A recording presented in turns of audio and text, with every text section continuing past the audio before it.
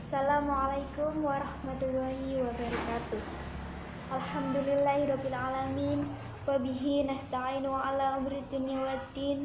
Wassalatu wassalamu ala asrafil anbiya'i wal mursalin sayyidina wa maulana Muhammadin wa ala alihi wa sahbihi ajmain. Amma ba'd. Yang terhormat Bapak Haji Muhtarar AM selaku dosen pengampu hadis tarbawi serta teman-teman yang saya cintai. Perkenalkan, nama saya Sri Mulyati dari Prodi PAI. Pada kesempatan kali ini saya akan menyampaikan hadis tentang akhlak dengan tema orang yang cerdik dan pandai. Ana Abi Ya'la an Shaddad ibn Aus radhiyallahu an an-Nabi sallallahu alaihi wasallam qala al-kayyisu man dana nafsahu wa amila lima ba'dal maut wal ajizu man atba'a nafsahu hawaha wa tamanna 'ala Allahil amani. Dari Abu Ya'la Sayyidat bin Aus RA, dari Nabi Sallallahu Alaihi Wasallam bersabda, orang yang cerdik adalah orang yang menahan dirinya dari hawa nafsu dan beramal untuk bekal sesudah mati. Sedangkan orang yang lemah adalah orang yang hanya mengikuti hawa nafsunya, tetapi ia mengharapkan berbagai harapan kepada Allah. Hadis riwayat Tirmizi. Berdasarkan hadis tersebut, bahwa seorang muslim yang cerdas tidak akan disibukkan oleh urusan duniawi, tetapi lebih berorientasi pada urusan ukhrawiyahnya. Segala urusan duniawinya akan selalu berdampak pada urusan ukhrawiyahnya, sehingga seluruh sikapnya akan dijaga, dikontrol, dan dapat dipertanggungjawabkan. Orang yang pandai adalah orang yang selalu mengontrol nafsunya, mengendalikan dan mengarahkan nafsunya ke arah yang positif. Orang-orang seperti ini adalah orang yang tidak akan terjerat dengan kenikmatan dunia, tidak akan terperdaya dengan jabatan, harta, serta wanita. Meskipun orang ini dipercaya untuk memiliki suatu jabatan, ia akan melaksanakannya dengan amanah karena ia yakin bahwa jabatan itu tidak akan membuatnya kekal dalam kehidupan dunia. Orang yang seperti ini adalah orang yang akan mementingkan ilmu daripada harta, karena baginya ilmu lebih berharga daripada harta. Seperti jawaban Ali atas pertanyaan orang-orang tentang manakah yang lebih utama, ilmu ataukah harta, orang-orang tersebut bertanya dengan pertanyaan yang sama kepada Ali bin Abi Thalib. Namun, Ali bin Abi Thalib akan menjawab dengan jawaban yang berbeda-beda, dengan inti yang sama, bahwa ilmu itu lebih berharga daripada harta. Hal tersebut membuktikan bahwa kehebatan ilmu yang dimiliki oleh Sayyidina Ali bin Abi Thalib.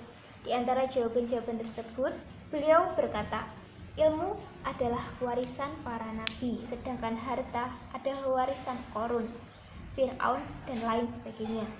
Ilmu lebih utama karena ilmu akan menjaga Anda dan melindungi Anda, sedangkan harta justru kamulah yang akan menjaganya. Orang yang memiliki harta akan memiliki banyak musuh pula. Orang yang memiliki ilmu akan memiliki banyak teman. Jika harta dibelanjakan, maka harta itu akan berkurang, sedangkan jika ilmu diajarkan, maka ilmu itu akan semakin bertambah. Pemilik harta akan mendapat julukan fakhil, sedangkan pemilik ilmu akan mendapatkan kemuliaan dan terhormat. Harta perlu penjagaan, sedangkan ilmu tidak perlu penjagaan. Pemilik harta akan dihisab pada hari kiamat, sedangkan pemilik ilmu akan mendapatkan syafaat di hari kiamat.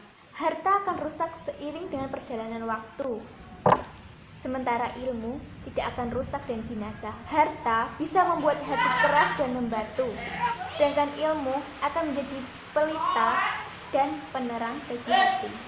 Dan yang terakhir, pemilik harta akan mendapatkan predikat sebagai materialisme dan pemuja harta, sedangkan orang yang memiliki ilmu akan mendapatkan predikat sebagai pendamba Allah Subhanahu wa Ta'ala. Itulah bukti dari kecerdasan Sayyidina Ali bin Abi Thalib. Karena itulah beliau dijuluki oleh Rasulullah SAW sebagai kuncinya ilmu atau Miftahul Ilmi. Kesimpulannya, ilmu itu lebih berharga daripada harta, dan kita harus mengutamakan ilmu daripada harta, karena dengan ilmu kita akan menjadi manusia yang lebih baik lagi. Tema yang kedua, ada etos kerja atau kerja keras. An Abi Hurairah radhiyallahu anhu qala Rasulullah sallallahu alaihi wasallam man husni islamil mar'i tarkuhu ma la ya'ni rawahu Tirmizi wa ghairuh. Dari Abu Hurairah RA berkata, Rasulullah sallallahu alaihi wasallam bersabda, termasuk kesempurnaan Islam seseorang adalah apabila ia meninggalkan sesuatu yang tidak bermanfaat bagi dirinya. Hadis riwayat Tirmizi. Rasulullah sering mengingatkan umat beliau untuk beramal saleh dengan tidak lagi menunda-nunda waktu, karena suatu saat akan datang masa-masa kesempitan yang setiap orang akan sulit untuk beramal di masa tersebut. Seperti dalam sabda Rasulullah SAW, An Abi Hurairah radhiyallahu anhu an Rasulullah sallallahu alaihi wasallam qala badirul bil a'mali sab'an hal tantadiruna illa faqran munsiya aw ginan mudgiyan aw maradan mufsida aw haraman mufannidi aw mautan mujhida aw dajjala fasyarru ghaibi yuntadharu aw sa'ata fassa'atuudha wa ammar. Dari Abu Hurairah RA, ia berkata, sesungguhnya Rasulullah Shallallahu Alaihi Wasallam bersabda, bersegeralah kalian untuk beramal sebelum datang 7 perkara.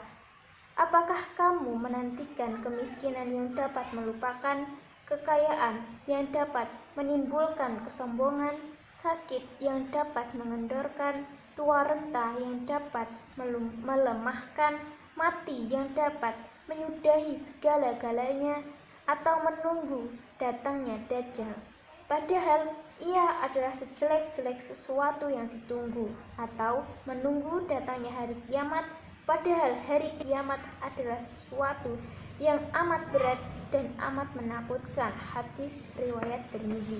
Berdasarkan hadis-hadis di atas, bahwa hidup di dunia ini harus diisi dengan perjuangan dan pengorbanan untuk meraih masa depan akhirat yang baik.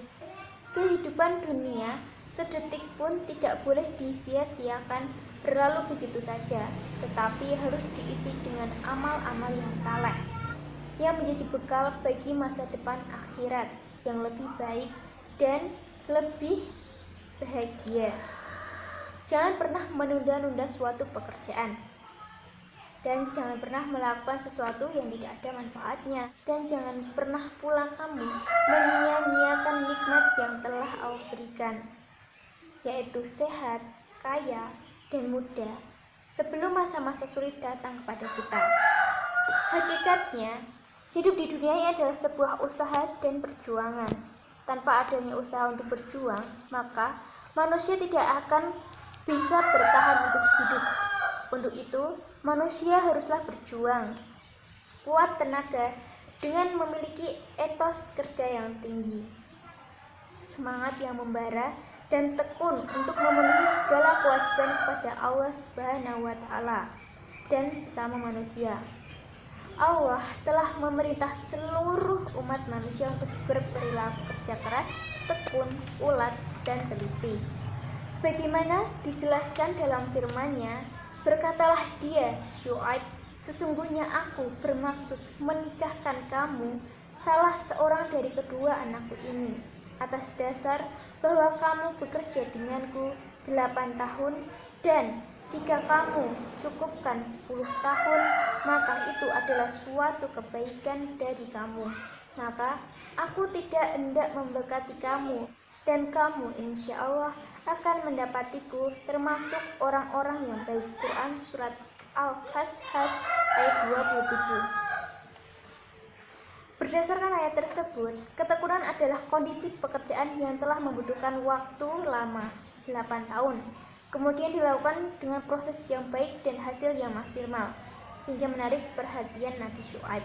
Pekerjaan tersebut tentunya dilakukan dengan kerja keras, penuh semangat dan membutuhkan ketelitian yang mendalam, sehingga menghasilkan suatu pekerjaan yang memuaskan berbagai pihak. Kerja keras berarti berusaha sekuat tenaga untuk mendapatkan hasil yang maksimal. Sesuatu yang dihasilkan dari kerja keras akan terasa lebih nikmat. Kenikmatan yang sejati hanya akan diperoleh dengan bekerja keras. Dalam sabda Rasulullah SAW bahwa tidak ada suatu makanan pun yang dimakan seseorang yang lebih baik daripada makanan dari hasil usahanya sendiri. Hadis riwayat Bukhari dan Nasai. Kesimpulannya, kerja keras merupakan kunci jika kita ingin mendapatkan hasil yang maksimal. Namun, selain itu juga harus diiringi dengan doa dan juga tawakal. Karena manusia hanya bisa berusaha dan Allah yang menentukan. Demikian presentasi dari saya. Wassalamualaikum warahmatullahi wabarakatuh.